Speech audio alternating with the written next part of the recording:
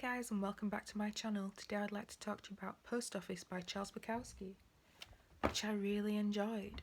Obviously the book is about a guy who works at a post office, which may seem mundane, but Bukowski somehow makes the mundane interesting and funny.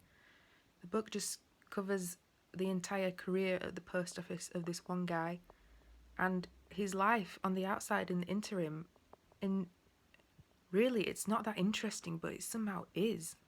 Bukowski makes it just wonderful to read about this character who's, not the nicest guy, really. Like, he's not a terrible person, but he definitely has his flaws, but you just feel so sympathetic towards him.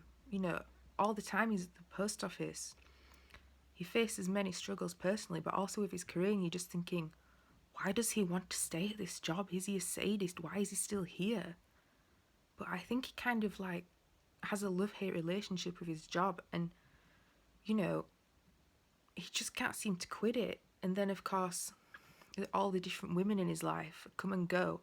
Obviously, Bukowski's quite a controversial figure. He's not a feminist icon. His portrayal of women is basically just seeing them as S-shapes. The parts of the body that stick out, that's all he talks about, really. But I think if you can look past that, you could really enjoy Bukowski. If you can separate the art from the artist.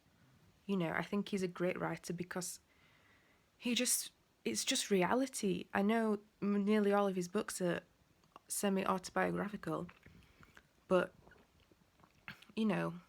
most of the time with books, we want to come out of the book thinking, wow, that book's changed my life, or it's got so many complex ideas that I never thought about before. Most of us want to escape through fiction. We don't want to deal with the reality of it all.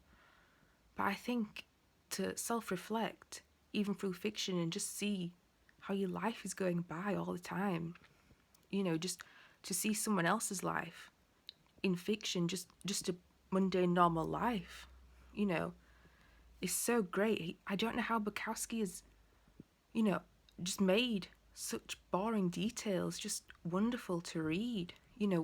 He just slaps you in the face with the truth and reality about life, and it's just great.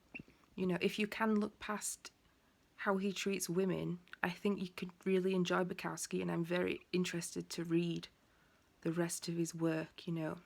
It's just the truth, and sometimes the truth is just, it's what we need. It's what we need. And it's just, he really reminds me, I don't know if this is a really good comparison because I've only read one of their books each, but he really reminds me of Ernest Hemingway, but in a funny way, just less stoic and just, funny. So yeah, if you can look past the blatant misogyny, give Post Office a go. I'll see you in the next one.